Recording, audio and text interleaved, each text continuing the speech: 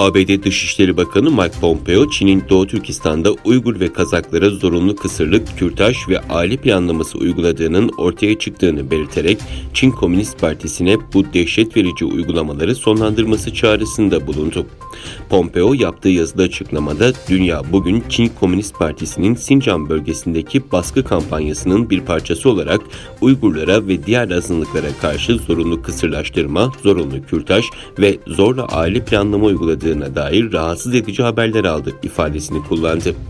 Alman antropolog Adrian Zentz'in yayınladığı bilgilerin şok edici olduğunu, ancak Çin hükümetinin 10 yıllardır devam eden ve insan hayatıyla onurunu hiçe sayan uygulamalarına benzerlik teşkil ettiğini vurgulayan Pompeo, Çin Komünist Partisi'ne bu dehşet verici uygulamayı derhal durdurması ve diğer uluslara ise bu insanlıktan çıkaran suistimalleri durdurma talebi konusunda ABD ile hareket etmeye çağırıyoruz değerlendirmesinde bulundu.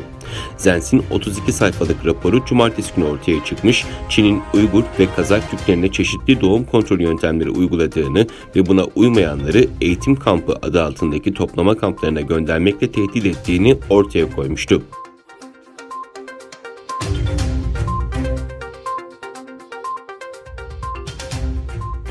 Kadınlar bilinçli medya kullanımı için Etik'te buluştu. 30 Haziran Salı günü Doğu Türkistan Kültür ve Enformasyon Derneği Etik'te hanımlar için bilinçli medya kullanımı eğitimi programı düzenlendi. Özel eğitim öğretmeni Ebru Kaya organize ettiği eğitimi Duisburg'da yaşayan insanlara hizmet olarak sunuyor.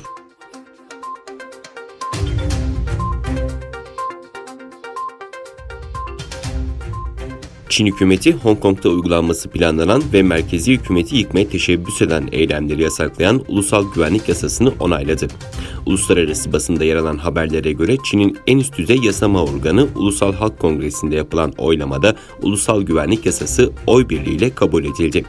Ulusal Güvenlik Yasası'nın genel hatlarıyla Pekin'in terör yanlısı veya ayrılıkçı olarak nitelendirdiği eylemlere karşı Çin parlamentosuna bir yasal çerçeve oluşturma ve çeşitli mekanizmalar devreye sokma yetkisi verdiği biliniyor. Pekin yönetiminin Hong Kong Ulusal Güvenlik Kanunu hamlesini Japonya Dışişleri Bakanı talihsizlik, Tayvan lideri Tsai Ing-wen de hayal kırıklığı olarak niteledi.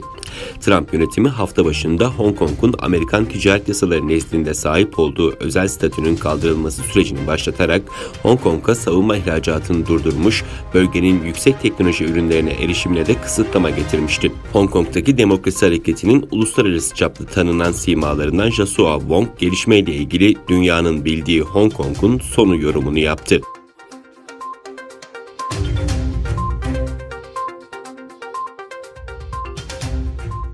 Washington'la Ankara arasında yaşanan S-400 hava savunma sistemi krizini aşmak için Cumhuriyetçi Senatör, Türkiye'nin elindeki S-400'leri biz alalım önerisinde bulundu. Cumhuriyetçi Senatör John Thune bu teklifini 2021 Ulusal Savunma Yetki Yasası'nda bir değişiklik önergesi sunarak resmileştirdi. Thune, Senato'da sunduğu öneride Türkiye'nin Rusya'dan satın aldığı S-400 savunma füzelerinin ABD tarafından satın alınmasını teklif etti. Amaçsa iki ülke arasındaki krizin aşılması. Böylece F-35 savaş uçaklarının Türkiye'ye satışı mümkün hale gelebilir. Türkiye yaklaşık 2,5 milyar Amerikan doları bedelle Rusya'dan S-400 füze savunma sistemleri satın almıştı.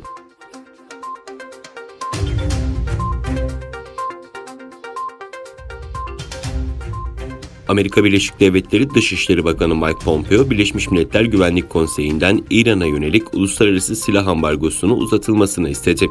Çin ve Rusya ise bu çağrıya destek vermedi. Pompeo, Birleşmiş Milletler'in ambargoyu yenilememesi halinde İran'ın Orta Doğu'daki vekalet savaşları ve ortakları Hamas, Hizbullah ve Husiler için yeni gelişmiş teknolojiler ve silahlar satın alabileceği, Orta Doğu'nun ekonomik istikrarını tehdit edecek Demokles'in kılıcını elinde tutacağı uyarısında bulundu. Amerikan bakan, İran'ı dünyanın en iğrenç terörist rejimi olarak niteledi.